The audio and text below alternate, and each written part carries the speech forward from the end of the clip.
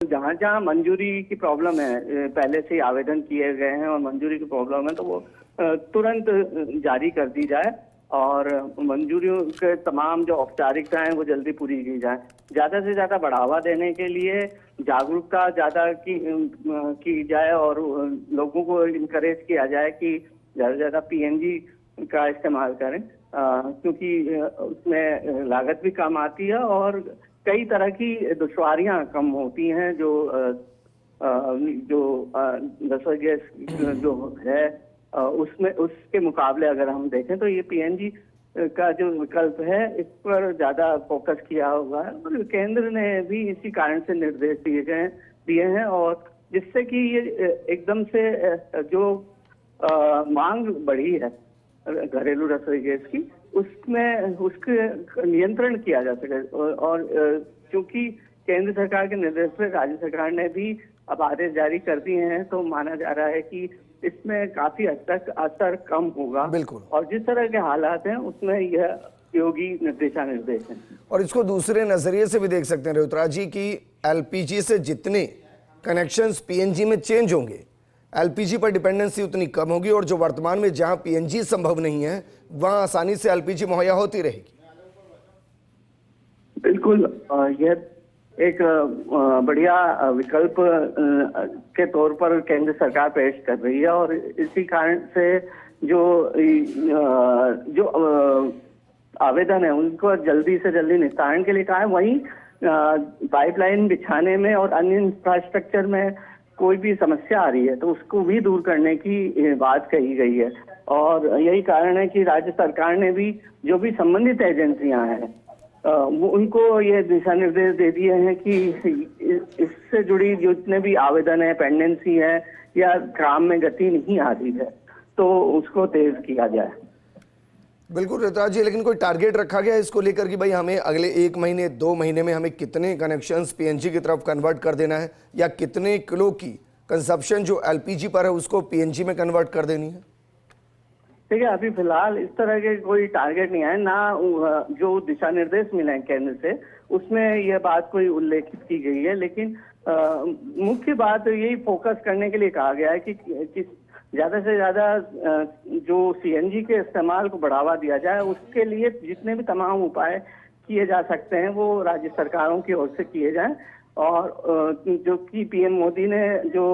Video conferencing के जरिए बैठक ली थी उसमें भी यही दिशा निर्देश जारी किए थे और उसी के अनुसार ये आगे जो विस्तृत गाइडलाइन आई है केंद्र से उसके अनुसार राज्य सरकार आदेश जारी कर। जी एक और सवाल, क्या पीएनजी का प्रोडक्शन राजस्थान करता है? अगर हमें पीएनजी के कनेक्शन से लेने हैं तो किस तरीके के प्रोसेस हो सकती है और जिन कॉलोनियों के आसपास अभी भी एलपीजी है क्या उन कॉलोनियों को भी कवर करने की कोशिश है कि भाई पीएनजी यहां तक तो आ चुकी है, इन मल्टी स्टोरीज बिल्डिंग में हम पीएनजी को इंट्रोड्यूस कर सकते हैं?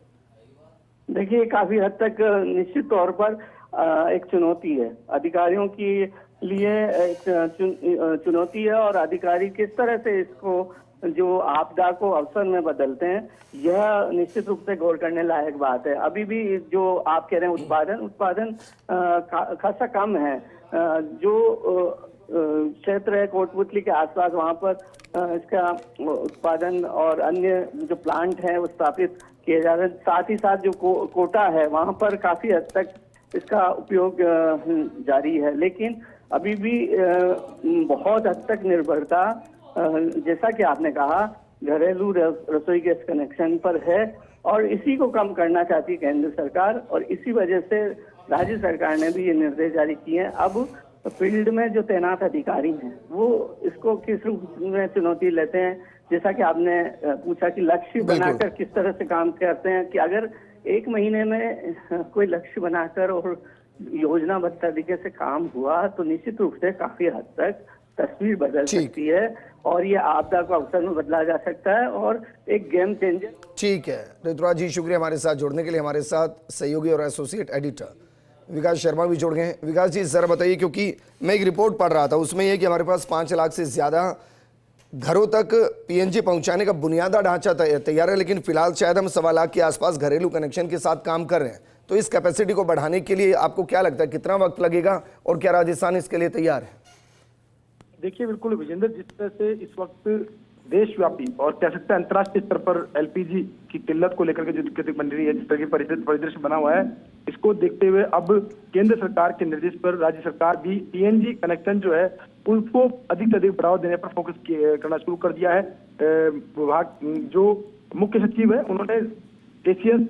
हायर एंड टेक्निकल एजुकेशन, इसके अलावा ACS training, ACS tribal belt, ACS home, ACS sports, ACS empowerment, social justice empowerment, ACS urban development और साथ में principal secretary medical health, principal secretary GAD, local bodies और divisional commissioner सभी कलेक्टरों को निर्देश दिए हैं, गाइडलाइन जारी की है उनके लिए। और ये गाइडलाइन इस बात को लेकर दी गई है कि जो एलपीजी के विकल्प के रूप में जो पीएनजी है, पीएनजी को किस तरह से बढ़ावा दिया जा सके। साथ में इसके साथ ही सबसे महत्वपूर्ण बात यह कि पीएनजी का जो जिस जगह पे सेटअप लग चुका है, जिस जगह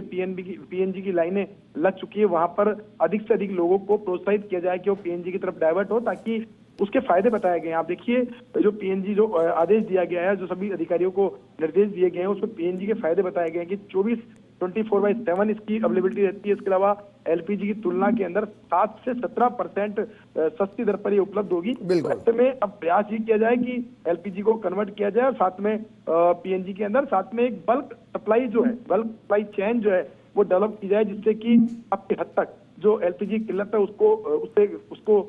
खात्मा किया जा सके। साथ में जो मौजूदा सेटअप डाला गया है पीएनजी को लेकर के, अधिकांश शहरों के अंदर जो पीएनजी का सेटअप डाला गया उसका पूरा सदुपयोग हो सके। सदुपयोग होने के साथ ही उसका जो कॉस्टिंग आई है उस पाइपलाइन की, उस कॉस्टिंग को भी जल्द से जल्द पूरा किया जा सके, ताकि जो प्रोजेक्ट कॉस्ट है वो पूरी बराबर हो सके। साथ में उपभोक्ताओं को, जनता को निर्बाध जो एलपीजी के लिए जो पीएनजी का ऑप्शन है वो खुल जाए। जी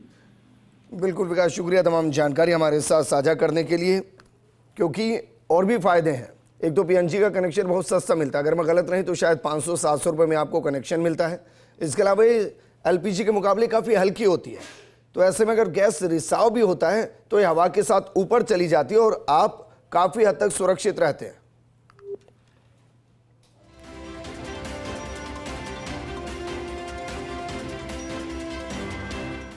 इस बुलेटिन में फिलहाल